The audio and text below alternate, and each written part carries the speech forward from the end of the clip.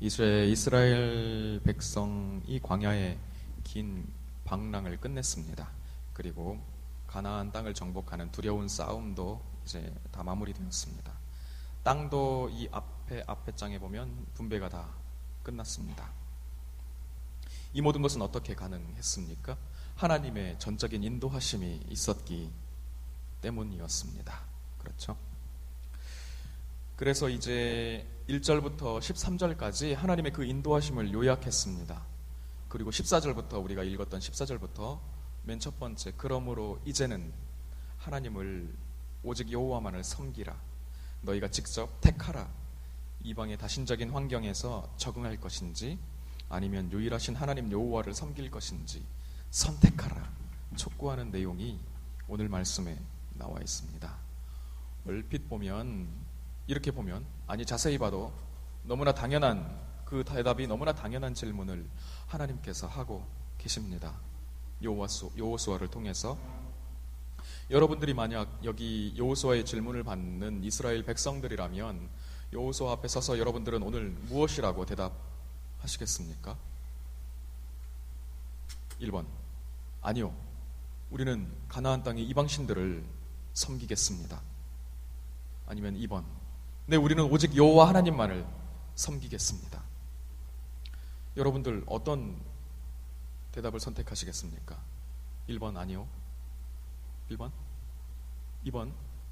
감사합니다. 유일하게 한 명 대답해 주시네요. 네, 2번, 우리는 너무나 당연하게도 여호와 하나님만을 섬기겠다고 선택할 것입니다. 너무나 당연한 얘기죠.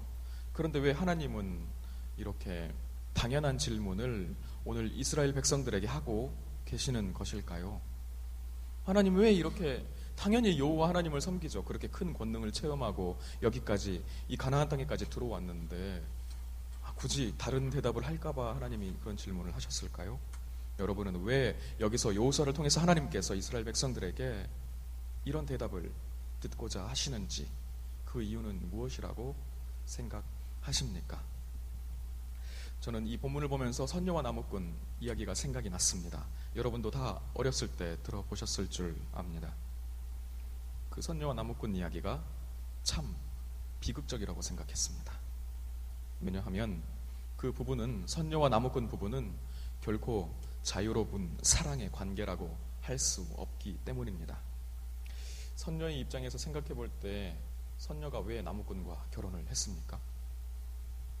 이렇게 내려와서 금강산에 이렇게 연못에서 목욕하다가 날개옷이 내 것만 없어진 것입니다. 다른 언니들은 다 날개옷 달고 옷 입고 올라갔는데 나만 날개옷이 없어서 이렇게 당황하고 있는데, 그때 한 남자가, 나무꾼이 나타나서 그 남자가 옷을 가지고 있어서 어쩔 수 없이, 사실은 날개옷을 훔친 남자인데 어쩔 수 없이 그 남자랑 결혼을 했습니다.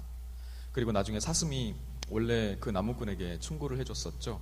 아기가 4명이 되기 전까지는 절대로 날개옷을 내주지 말라. 왜냐면 그 여인, 그 충고를 보면 아마도 그 선녀가 나무꾼과 계속 살았던 이유는 아기 때문에 그때는 아기가 있을 때는 날개옷이 있어도 하늘로 올라가지 않는다는 것은 아기 때문에 그 남자와 계속 살았을 것이기 때문입니다. 그렇죠? 그러면 선녀는 어쩔 수 없이 날개옷이 없어서 그 남자랑 결혼했고, 아기 때문에 떠날 수 없어서 그 남자랑 결혼했던 것입니다. 남자 입장에서 생각해도 이 선녀와 함께 계속해서 부부관계를 유지하기 위해서는 끊임없이 거짓말을, 또는 아무 말도 하지 말아야만 합니다. 날개옷에 대해서 내가 가지고 있다는 얘기를 절대 할 수가 없습니다. 거짓말이 아니고서는 그 관계가 유지될 수 없는 관계입니다. 나무꾼이 아무리 그 선녀의 마음에 닿고 그녀와 진실한 자유로운 사랑의 관계를 맺고자 해도 절대 선녀의 마음과는 만날 수가 없습니다.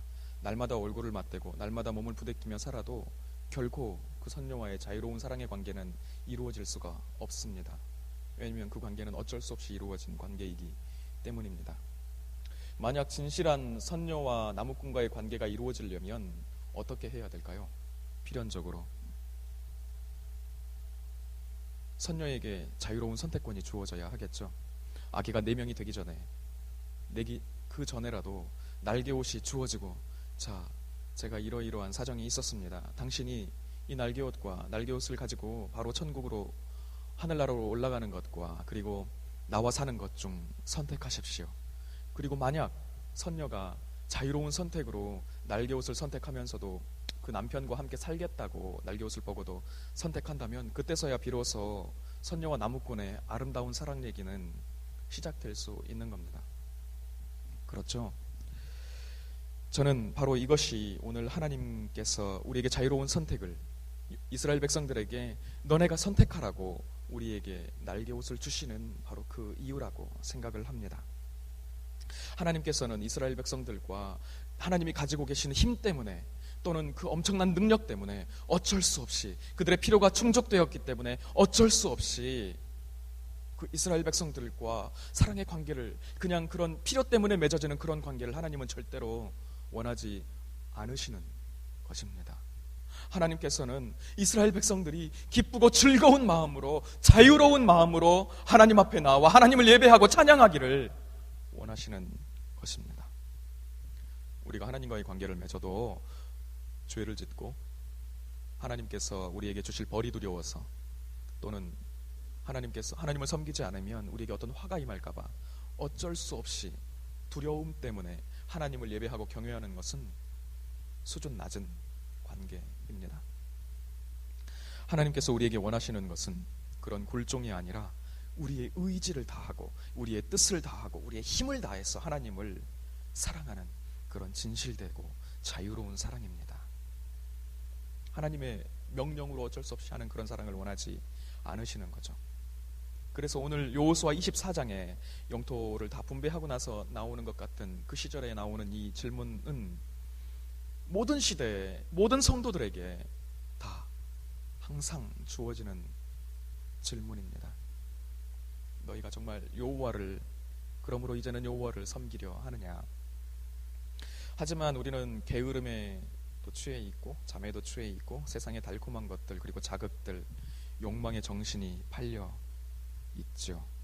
그런 우리 앞에 언제든지 한눈을 팔려고 우리 안에 내재되어 있는, 그런 이미 내재되어 있는 우리에게 하나님께서는 날개옷을 우리에게 내밀며 선택하기를, 스스로 찾아오기를 기다리고 계시는 것입니다.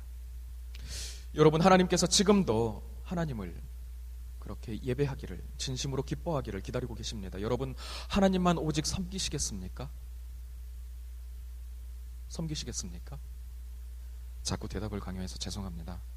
저도 옛날에 목사님들이 설교하실 때 이렇게 자꾸 물어보면 참 귀찮았는데, 당시 이스라엘 백성들이 답변을 요구받는 상황도 지금 오늘날의 우리 상황과 아주 비슷했습니다. 왜냐하면 그 가나안, 이스라엘 백성이 들어간 그 가나안 땅에 각 부족들, 살고 있는 원주민들의 분위기가 풍요를 약속하는 각자의 신들을 이렇게 막 섬기고 경쟁하는 그런 체제였습니다.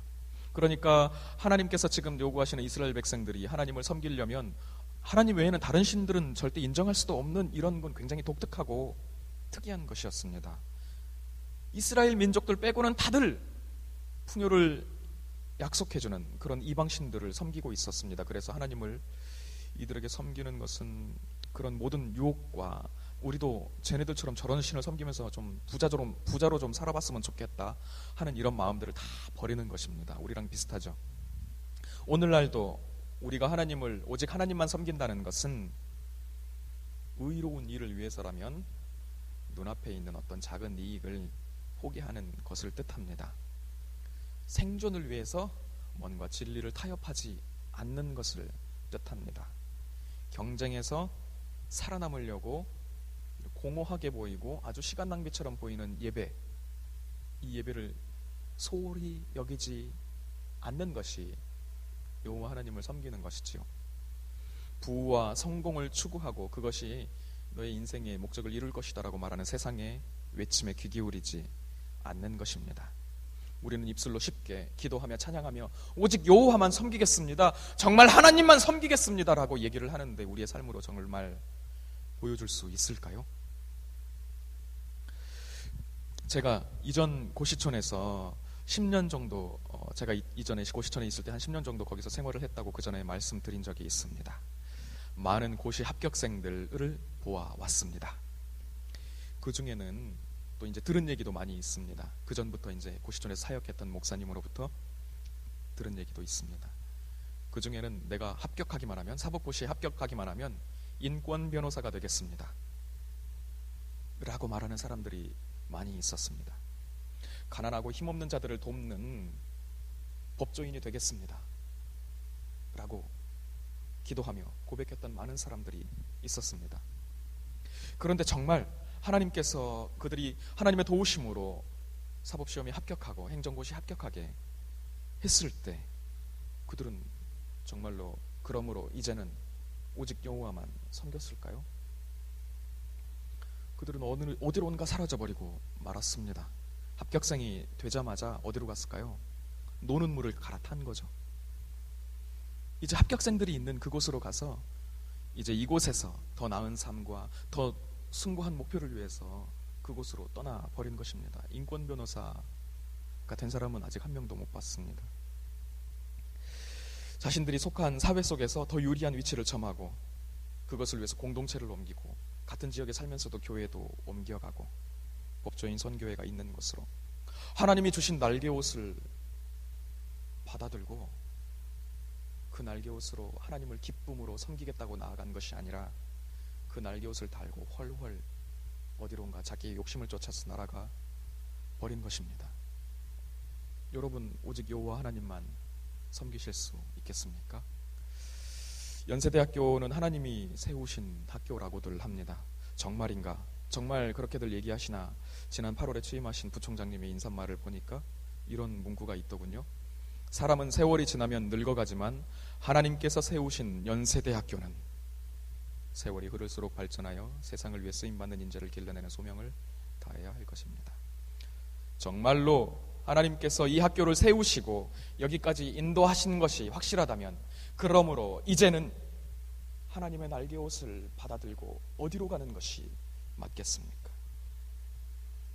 목사를 양성하는 학교로 시작했었습니다. 하버드 대학교가. 원래는 하버드라는 존 하버드라는 목사님의 이름을 따서 만든 학교가 하버드입니다.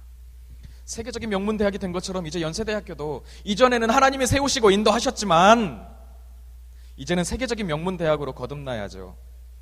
그냥 한국의 명문 사학이 아니라 세계적인 사학이 명문 사학이 되어야죠. 혹시 이렇게 목표가 바뀌지는 않았습니까? 하나님께서 주신 날개옷이 도대체 무엇일까요? 여러분, 1절부터 우리 3절 말씀을 한번 보시겠습니까? 한번 띄워주시죠. 3절 말씀에 보면 이제 하나님의 인도하심의 첫 번째 이야기이죠. 아브라함의 이야기입니다. 내가 너희의 조상 아브라함을 강 저쪽에서 이끌어내어 가나안 온 땅에 두루 행하게 하고 그의 씨를 번성하게 하려고 그에게 이삭을 주었으며, 여기에 보면 마치 이삭을 준 것이 그의 씨를 번성하게 하는 수단인 것처럼 나와 있는데, 그런데 영어 번역본이나 또 히브리어 원문을 봐도 꼭 그렇게 수단과 목적의 관계가 명백한 그런 접속사가 쓰이지는 않았습니다. 영어에 보면 gave him many descendants, 그리고 마침표 찍고 I gave him 이삭, 그렇게 나왔습니다. 내가 많은 자손을 주었다, 그리고 이삭을 주었다. 말이 되나요? 우리는 결론적으로는 알고 있습니다. 우린 다 아브라함의 자손이니까, 이스라엘 자손이 다 아브라함의 자손이니까. 그런데 아브라함이 본 자기의 자손은 몇 명이었습니까? 딱 한 명이었죠. 하나님은 그런데 많은 자손을 줄 것이라고 약속을 하셨습니다. 하늘의 별처럼, 바닷가의 모래알처럼 많은 자손을 주시겠다고. 그것도 그냥 주셨나요? 100살이 넘어서, 100살이 다 돼서 이제는 자기 아내도 그렇고 자기도 더 이상 생산할 수 없는 그런 몸의 상태가 되는 나이가 되어서야 비로소 아이를 주었습니다. 그건 무엇을 뜻하는 것일까요? 그나마 주신 아이를 나중에 모리아산에서 너희 믿음을 보여라, 네 사랑하는 아들 이삭을 제물로 바치라는 명령까지 주셨습니다. 수많은 불가능한 상황 가운데에서 하나님은 약속을 어쨌든 지키셨죠. 그러나 아브라함이 아브라함은 자기 눈으로 본 자기 자손인 이삭 한 명이었습니다. 이 일들을 통해서, 이렇게 짧게 요약된 이 두 문장을 통해서 우리는 무엇을 알 수 있을까요? 하나님이 주신 날개옷이 정말 수많은 자손들, 그리고 많은 재산들, 그냥 그것뿐입니까? 현실적인 필요를 만족시켜주는 바로 그런 날개옷입니까? 오히려 그 일들을 통해서 하나님께서 아브라함에게 주시고 이스라엘 자손에게 주신 그 날개옷은 믿음과 신뢰의 날개옷이 아닌가요? 네가 죽어도 살리라, 네가 죽어도 내가 약속을 지키고 너를 번성하게 하고 너를 원대하게 할 것이라는 하나님의 믿음의 날개옷이 하나님이 진짜로 주신 날개옷 아닙니까? 그러므로 이제는 내가 나의 생명이 죽을까봐, 내가 이 땅에서 도태될까봐 걱정하면서 그 날개옷으로 더욱더 내 욕심을 채우고 또 내 욕정을 만족시키는 그곳으로 훨훨 날아가는 게 아니라, 내가 죽어도 하나님께서 살리시라는 그 믿음의 날개옷을 가지고 하나님을 향해 이 세상을 딛고 올라서 하나님의 영광을 위해 살 수 있도록 만들어 주신 것이 하나님이 기대하시는 것이고, 또 하나님이 우리에게 주신 날개옷의 목적이 아니겠습니까? 그것이 바로 하나님께서 우리에게 믿음의 날개옷을 주시고 하나님 스스로 힘없는 자처럼 약한 자가 되어서 우리가 이제 그 자유로운 몸으로 자기에게 다가오기를 기다리고 계시는 것입니다. 힘겨워하며 꾸역꾸역 어쩔 수 없이 하나님을 그렇게 맞이하는 것이 아니라, 우리의 기꺼운 마음으로 약속을 이루실 그 하나님을 향해 믿음으로 그 날개옷을 달고 바로 다른 아무데도 아니라 하나님을 향해 나오기를 하나님께서 지금도, 이 시간도, 그리고 여러분 힘들어하는 그 골방과 기숙사와 그 모든 어두운 곳에서 하나님이 기다리고 계십니다. 여러분, 죽어도 다시 살리시는 하나님의 날개옷이 여러분 앞에 이미 주어져 있습니다.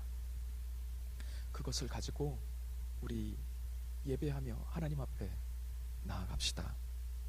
우리 기도하며 나아갔으면 좋겠습니다. 주님, 그러므로 이제는 기대하고 계십니다. 먼저 여러분의 삶 속에 정말 하나님께서 인도하시는 증거가 있습니까? 정말로 여러분 그렇게 고백하신다면 이제 우리에게 합당한 대답은 딱 한 가지밖에 없습니다. 오직 유일하신 여호와 하나님만 우리가 섬기겠습니다. 주님, 제가 주님을 향해서 죽음을 두려워하지 않고 달려가겠습니다. 세상과 타협하지 않고 주님 앞에 나아가겠습니다. 나무꾼처럼 저를 기다리시는 주님 앞에 제가 나아가겠습니다. 그렇게 응답하는 것입니다. 우리 기도합시다. 만약 온전한 것을 원하시는 하나님 앞에 아직도 타협하는 그런 씨가 걸쳐놓은 다리가 있다면 그것을 버리도록, 그리고 풍요의 욕심을 채우는 그런 우리의 삶이 아니라 오직 하나님만을 예배하고 주님만을 섬기는 삶을 살게 해달라고 하나님 기도하며 응답하겠습니다. 함께 기도하시겠습니다.